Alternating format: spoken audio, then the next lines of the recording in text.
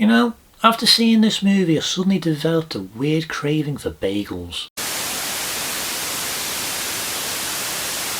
Hello guys and welcome to Rewind Reviews. In this video we're going to be taking a look at a brand new movie, a movie that came out last week to rave reviews. It is storming the box office right now. I'm of course talking about Spider-Man Across the Spider-Verse. In the highly anticipated sequel to 2018's Spider-Man Into the Spider-Verse, Miles Morales catapults across the multiverse where he encounters a team of spider people charged with protecting its very existence. And when the heroes clash on how to handle a new threat, Miles must redefine what it means to be a hero. Directed by Joaquin Dos Santos, Kemp Powers, Justin K. Thompson, and written by Phil Lord and Christopher Miller and David Callahan. Released in 2023, Spider-Man Across the Spider-Verse stars the voice talents of Shameik Moore, Haley Steinfeld, Brian Terry Henry, Luna Lauren Velez, Jake Johnson, Oscar Isaac, Jason Schwartzman, Issa Rae, Daniel Kaluuya, Karen Sony, Jack Quaid, Greta Lee, and Andy Samberg. Some of the movies that I've done reviews for this year, I have said were some of my most anticipated movies of 2023. This movie was my most anticipated of 2023. I mean, Mission Impossible is pretty close. The first movie, Into the Spider-Verse, the review of which is already available to watch on my channel, is basically flawless. It is one of my favourite superhero movies ever made. So of course when they announced that they were going to be doing a follow-up movie to it and it was going to expand on a lot of stuff that we saw from the first movie, I was very excited to see what it was that they could do. But the real question did become, can this movie potentially match what the first movie did? Can it live up to the hype that the first movie managed to build up? Is it possible to do it again? And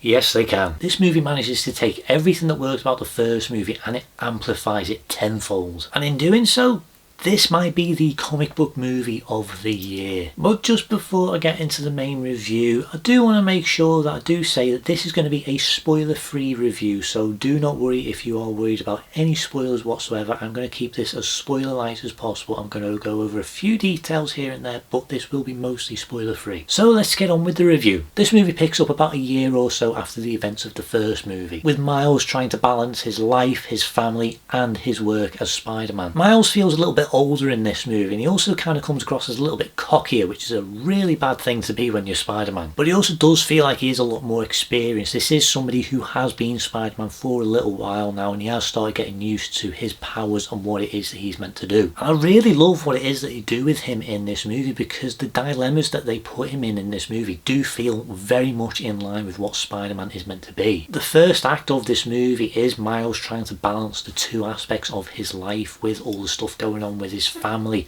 and all the stuff going on as Spider-Man. And I feel like what they do with him is really good, and the way that they go about establishing everything that's kind of happened within that space of time between the two movies, where the character is now, how the family are around him, how things have changed for him. It's really good and it is very well established. And like all the classic Spider-Man, he is forced to make some very hard decisions in this movie, and it really does add a lot of development to his character. And I like that they do give it the time to be explored, that they really do delve into it as much as they can. It does feel like this is an evolution of the character, and I feel like everything about the character does feel and add to that. Shameik Moore, who plays Miles, I feel like his voice definitely seems a little bit deeper this time around, and I do think that he does mix those more serious elements and the more wisecracky Spider-Man elements really well. They've tweaked Miles' look a little bit more, not necessarily just the costume but even just his physique, because yeah, he is a little bit older, he looks a little bit taller, he has definitely changed a little bit over the year that he has been Spider-Man, but even the costume has changed and altered a little bit, and personally I do kind of prefer what he had in the first movie, but I do like what it is that they have done with him in this one. Seeing the costume in the trailer, I thought it was basically just like a completely black suit with just the red bits under the arms and red around the eyes and the red spider logo, but there is a little bit more detail to it. Because one thing I didn't notice, and it actually took me seeing the poster on the side of a bus to actually notice this, is that he's got like a slight highlight around his chest and abdomen. That even goes for the colour as well, because the colour is jet black, but whenever it catches sunlight or light in general,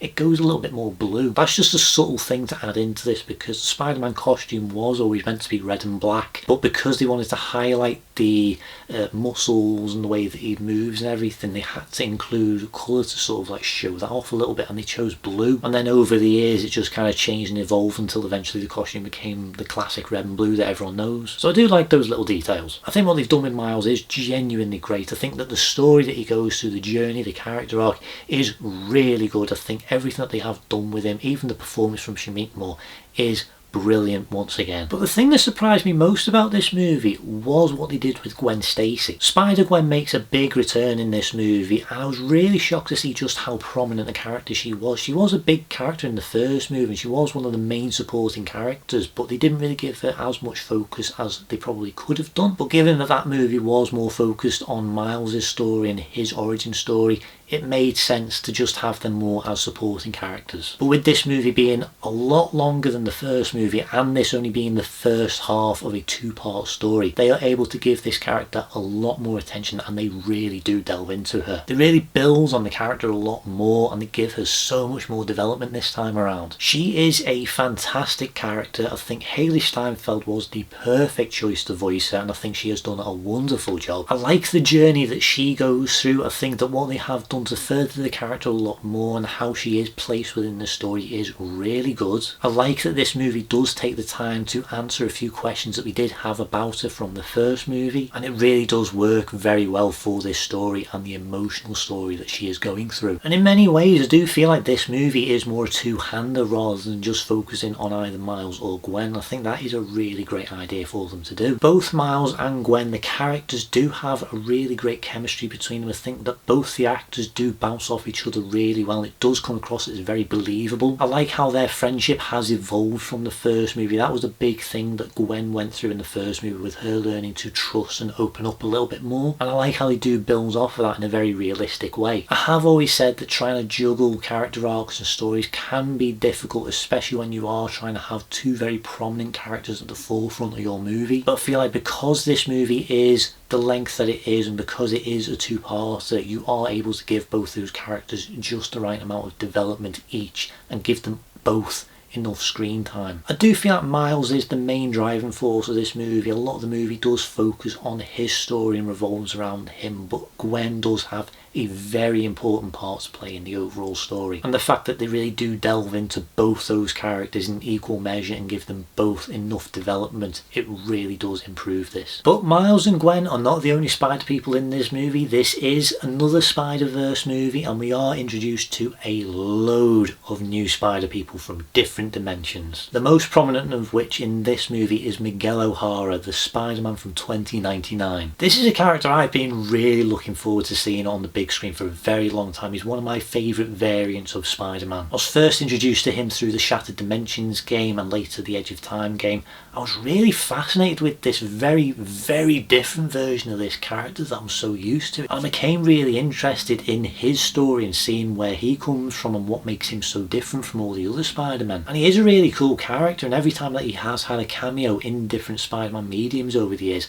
it has always been pretty cool. So seeing the post-credit scene for Into the Spider-Verse and seeing Miguel O'Hara, Spider-Man 2099 on the big screen finally, and getting probably the best post-credit scene I've ever seen, it was a big joy knowing that he was going to be a part of the future of this animated movie franchise. And learning that he was voiced by Oscar Isaac as well, that was a really big surprise. I was really happy with that casting choice, and I really like what it is that they've done with him in this movie. He's definitely a load more serious than any of the other Spideys, but there are reasons behind it. They do go into his backstory, they do establish why it is that he's doing what it is that he's doing, and without spoiling it, I do think that how they go about portraying the character, because one of the things that I did notice and I was kind of questioning a little bit is the marketing of this movie kind of features him more as an antagonist, but it does make sense when you do see this movie, and I do think that how it is handled is very believable, and he still does feel like the character that people will be aware of from the games or the comics. He genuinely is an excellent character in this movie. I really love how it is that they've adapted him. I love the costume that they've gone for. I like the little subtleties that are there from previous interpretations. He's basically like this really high-tech, almost vampire-esque kind of version of Spider-Man, even though he isn't a vampire, which they weirdly don't actually explain very well in the movie. But I like how it is that they do show a lot of the things that do go into making him who he is and what separates him from the other Spider people. They do a lot of references to his character from the comic books, just certain phrases he says as well as his claws. I really love this character and I really love what it is that they've done with him. I think Oscar Isaac is a brilliant choice for this role. He absolutely kills every role I've ever seen him do, and shock, he absolutely nails this one too. I really love what it is that they've done with this character and how he fits into the story. Is a great interpretation of the character, and I think that what he serves for the story is brilliant. Now if you've seen the trailer for this movie, you kind of gathered that there is a lot of spider people in this movie. I won't go over absolutely everybody that appears in this movie because spoilers, but I do want to mention a few standouts, some of the ones that did feature in the marketing for this movie, and I honestly feel like everyone is brilliant. Standouts for me this time around, I think Peter B. Parker returns alongside Mayday Parker. Baby Mayday, absolutely adorable. I love seeing her on screen finally. She is a character that I would love to see featured in some sort of Spider-Man property in the future. On a side note, one thing that I've always thought that they should do, I know a lot of people are very adamant that they want to see a Spider-Man 4 in the future with Tobey Maguire and Kristen Dunst, directed by Sam Raimi. I feel like what they should do personally is have them be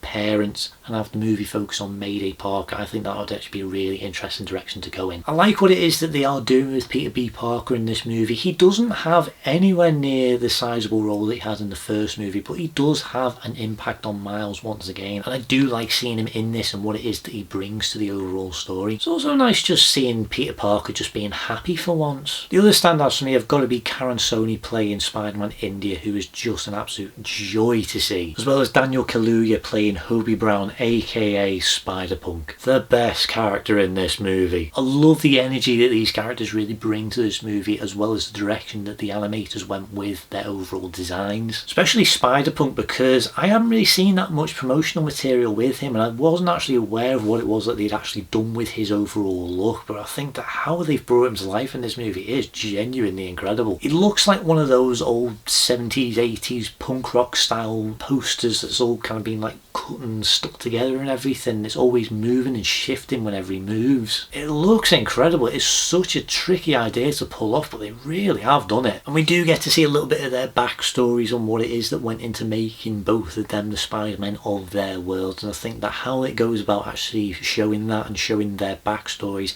is really good, and they are some of the funniest moments in these movies. Like the first movie, there is a lot of comedy in this movie. There are some jokes that are carried over from the first movie, and I think that there are some really nice callbacks to the first film. But a lot of the newer stuff and a lot of the jokes that they do include in this one, they do feel very natural and they do fit into the context of conversations or scenes. It never feels out of place, and I do feel like the comedy is genuinely really funny once again. That being said, I don't think that this movie is as funny as the first one, but there is a reason for that. There are a lot of jokes in this, absolutely, and there is definitely a lot of comedy that is injected into this, but I do feel like this is a much more serious movie overall. There's actually less jokes this time around. So when I say that it's not as funny, I feel like it's more because the movie does take a slightly more serious direction this time around on purpose, and the comedy is kind of held off a little bit during those moments, so I do like that they have done that. So even though I'm saying that it's not as funny, it's not a bad thing whatsoever because of what it is that they are trying to do with this one. Most of the comedy happens more towards the first half of the movie, and then as the story progresses, the tone kind of shifts a little bit and it starts getting a little bit darker and a little bit more serious, and the comedy is kind of held off a little bit more the further through the movie that you get. This movie is longer, it is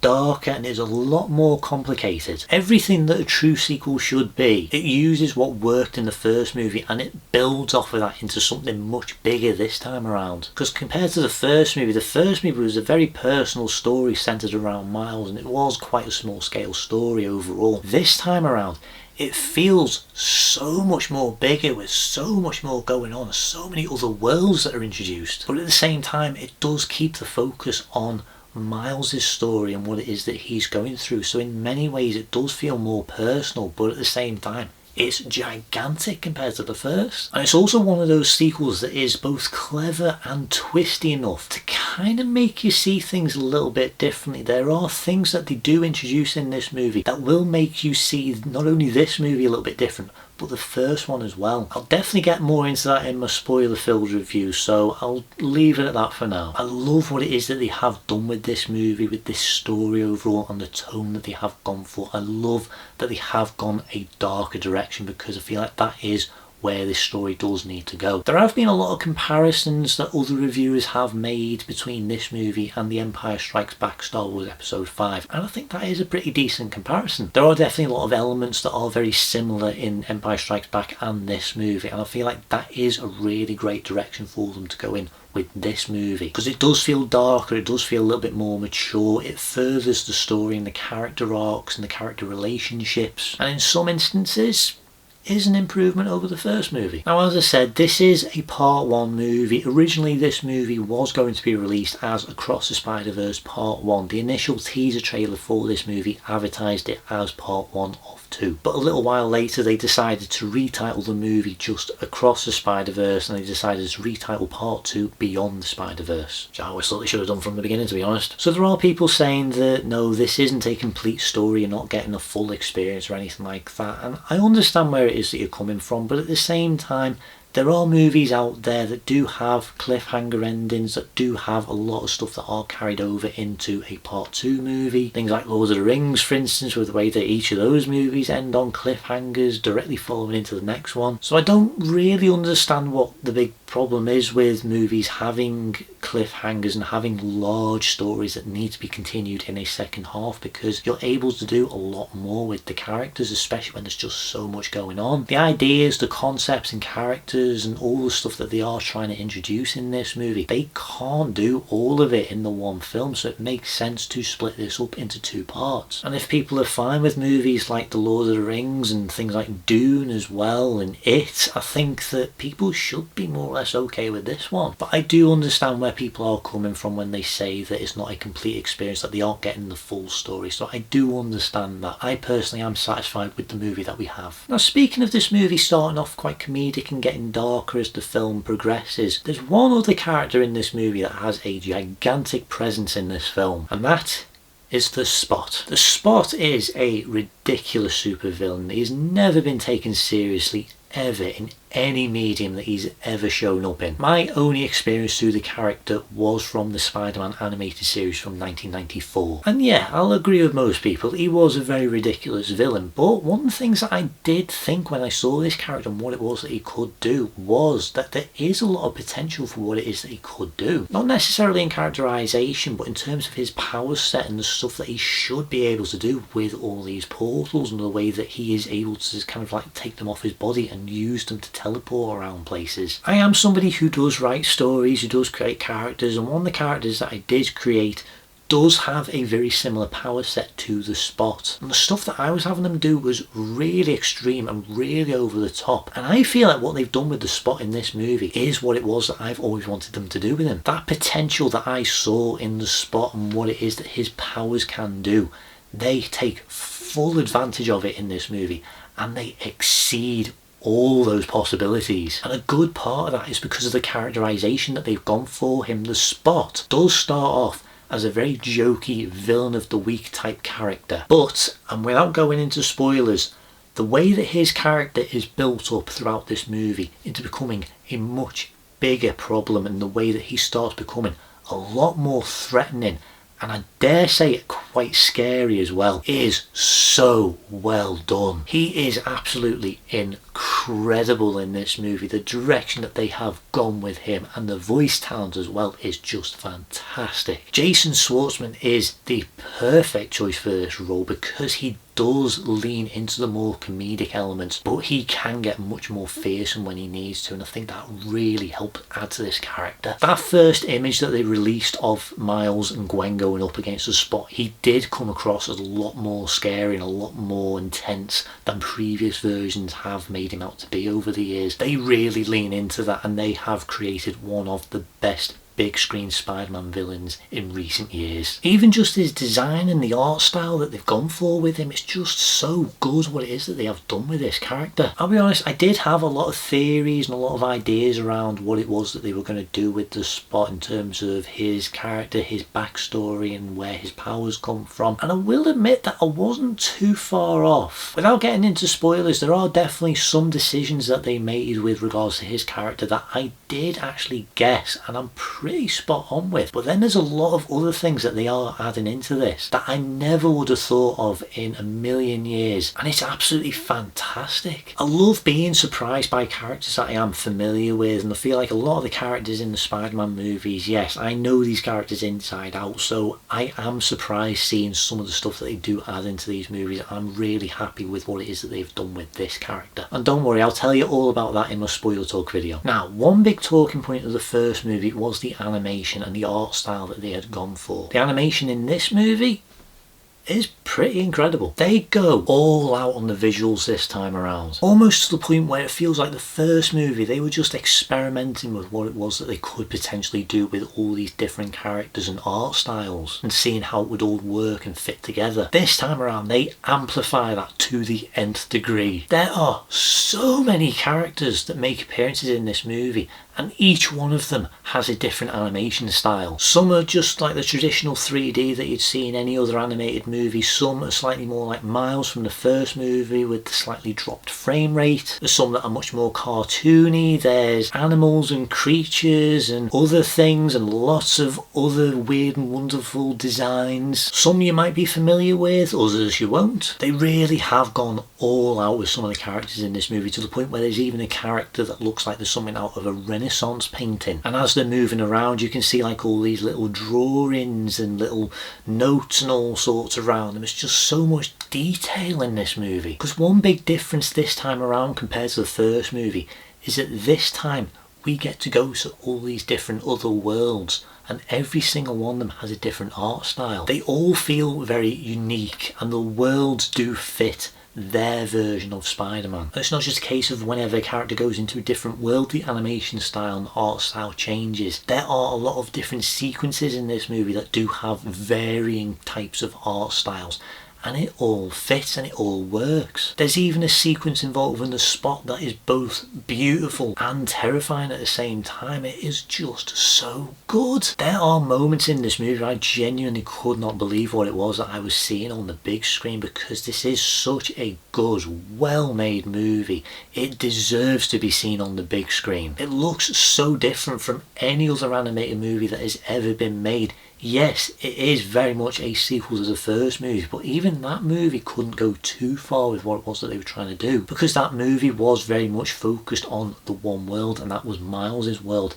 This time around you have so much more room to play around with, and they absolutely utilise that to its fullest. I said Gwen has a bigger part to play in this movie, and one thing that I really do like is we do get to visit her world and we see what her world is like. Now, I'm going to be honest, I haven't read the Spider-Gwen comics, but what it is that I have seen from a lot of the art styles and a lot of the panels and all sorts from images online, or even a book that I do have, there is a very distinct art style to it, with the way that there's a lot of watercolours and the way that the backgrounds can change colour to sort of show different emotions and things like that, and that is translated into this movie. It's really, really unique and interesting. I think that it is such a subtle detail that they didn't need to add into this, but it really adds so much more to it. And the comic comparisons don't stop there, because once again, one thing that they do add into this is a lot of the speech bubbles, the thought bubbles, all the action bubbles, the little name tags and all sorts. It's just so clever, and it really does give you that impression of reading a comic book. Because one thing that made me laugh is whenever Spider-Punk is talking, like, he is British, and one thing that he does is he does have a lot of Cockney slang, and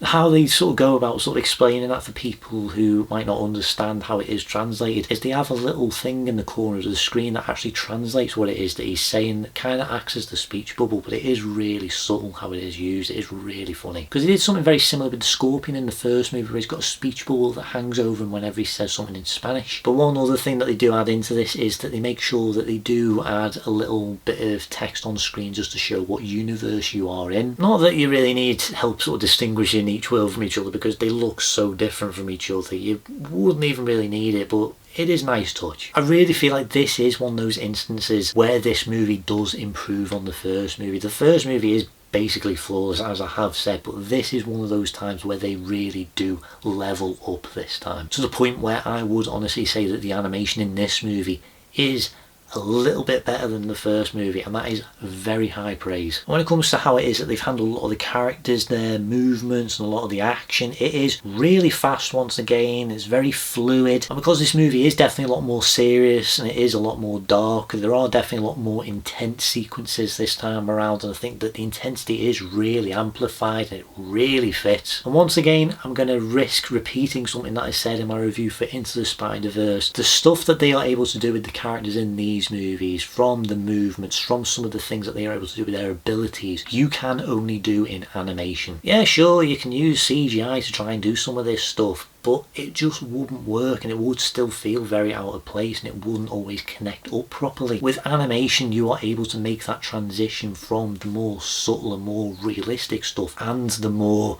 cartoony, large-than-life stuff, and it feels more fluid. As I said, what they do with the Spot in this movie, I genuinely don't know how you could do in live action. What they've done with him in this movie, you can only do in animation, and that is a big benefit to this character. And then on top of that, all the different animation styles that they have, especially like Spider-Punk, you can't do that in live action. It only works in animation. This is truly an incredible movie, and it is showing what it is that you can do in a comic book adaptation and what it is that you can do with these characters and these stories. And once again, when it comes to the sound design, it is absolutely great. It's very in-depth, and it really does add another layer to this movie, and it really does expand on what it is that you are seeing on screen. A lot of the sound effects do really suit the characters and their universes and their different worlds, and it really helps kind of fill in a lot of the blanks, and you really do get a sense that you are really in these worlds, because it does feel like there is something always going on in the background. They do feel like they are very lived in worlds, and some of the characters do have very unique sound effects to what it is that they are doing. I think that what they have done with those characters and what it is that they have done to try and bring them to life is really good. I will admit though, during my screening of this movie, there was one issue that I did have with it, and it was during some of the narration sequences. The dialogue was actually quite quiet when some of the music was playing. The music was really loud, but the dialogue was really quiet, to the point where you really had to concentrate on what was being said, because it was quite hard to hear. Now, I thought it was just my cinema screen. I went to go and see this in a Dolby Atmos screen, and it was a really great experience with recliner seats and everything.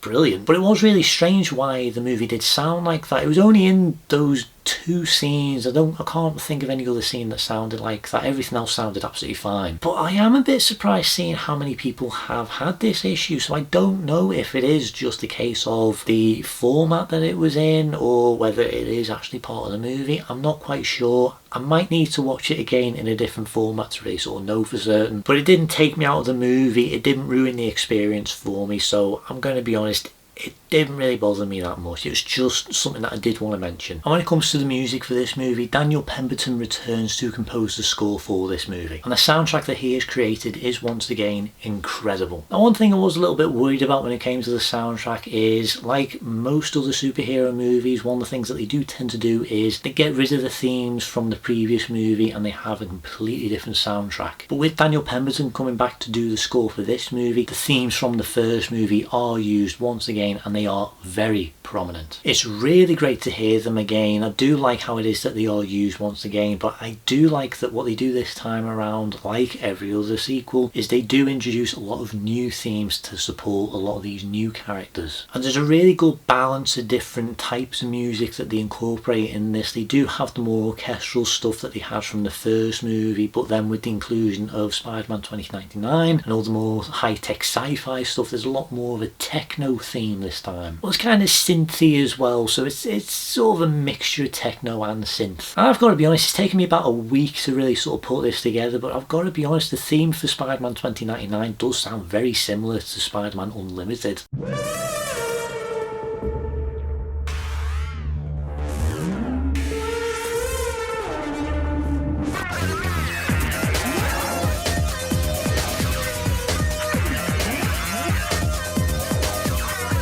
Just has a very similar vibe to it overall. But I do like a lot of these new themes. I do like the score overall. I think this is a really great soundtrack. As I said, not 100% my thing, but I do think that it is a really great soundtrack. I love what they do with Gwen this time around. As I said, she's a much more prominent character, so she does have a proper theme this time. And I do like the bits of music and score that they do use to enhance a lot of her sequences. It is a really great addition to this movie. I love what they have done with the soundtrack, with the way that they have mixed both the old and the new stuff, and it matches very well. And the same goes for a lot of the songs. There's definitely a lot of songs that are incorporated into this, just like the first movie was, and again, they're not all my absolute favourites, but I do think that they do work very well for this movie, and what songs that they have chosen, where they are using the songs, and how it is that they are used. I'm repeating how I said that the first time around, but the point still stands that that is how they are used in this movie, and it does work overall. I do like how they are incorporated into the soundtrack. And as I said once before, you do associate the songs that appear in this movie with what's going on, and I feel like that is a very similar case here, and I do think that it is a great soundtrack overall. I've got to be honest, I thought this review would be a lot harder to do considering just how much I actually do want to talk about, but there is definitely a lot of stuff that I do want to talk about, that I do want to address, and I will be getting around to that in my spoiler films, spoiler talk video, so keep an eye out for that. Overall, this movie is a work of art. What they've done with the characters, what they are doing with the story, how it is all unfolding is so good. It is much darker, it is much more mature than the first movie, but it is also still funny, and it does maintain that sense of humour. And I will admit, there are definitely some instances and some parts of this movie that I will say are a little bit better than the first film, but then I do feel like there are definitely others from the first movie that I do think are a little bit better than this one, so I do feel like it is pretty balanced out, and I do think that these are pretty equal to each other. This movie was absolutely fantastic. It is not only one of the best comic book movies this year, I honestly think that this is one of the best films of the year. It might even be my film of 2023. I absolutely love what they have done with this movie and the way that they have been able to build off of what the first movie did and expand on it so much more and really experiment with what it is that they had the first time. The comic book influence is a lot more prominent this time around. This really does feel like reading a comic book, but it still works as a 3D animated movie. As I said, yes, this is a two-part movie. This is only the first half of the story, so there will definitely be some people very disappointed that the story doesn't get wrapped up in this movie, but I had an absolutely fantastic time with this film. I thought it was an absolutely incredible movie. It is so well made, and I would hand on heart say, like the first movie, this is a must-watch film. If you are a comic book fan, if you love Spider-Man, go and see this movie. It is a full-on love letter to the Wallcrawler and his entire history. And if you're a casual audience member, I think that you will have a great time with this movie. I don't feel like you need to see the first movie in order to understand this, because they do go over a few elements from the first movie in this one. I think sometimes maybe they go maybe a bit too far with that, but it's okay overall. This is an amazing continuation of the Spider-Verse story. And because of that and all that's been said, my rating for Spider-Man Across the Spider-Verse is a 10 out of 10. This was an absolutely phenomenal movie. I really had a great time with it. The audience that I was with were having a great time with it, especially some kids who were sitting in front of me who really got invested in it. What they've done with this story and where it is that it's going is really good, and I'm really excited to see what Beyond the Spider-Verse has in store. I know the movie is scheduled for release in March 2024, but there have definitely been talks of a potential delay, and they may push it back a bit further, so hopefully it's not pushed back too far, because I think a lot of people are really desperate to see how this story unfolds. I'm really excited for it, and I will be there day one. Well, that's pretty much everything I'm going to say for this spoiler-free video, so if you have watched this video, thank you very much for watching. If you're enjoying this content, please like, please subscribe, and hit the notification button to keep up to date on everything going on here. If you have seen Across the Spider-Verse, let me know down in the comments what you think about it and which movie you prefer, Across the Spider-Verse or Into the Spider-Verse. Just try and keep it spoiler free for this video. As I said, I will be releasing a spoiler talk video for Across the Spider-Verse, and that'll be available in the next week or so, so keep an eye out for that. And if you haven't had a chance to check out my review for Into the Spider-Verse, the link to that is going to be down in the description. Plus, if you have any suggestions for any future Rewind reviews you would like me to do in the future, let me know down in the comments. But until next time, thank you very much for watching, and I'll see you then on Rewind Reviews. See you guys.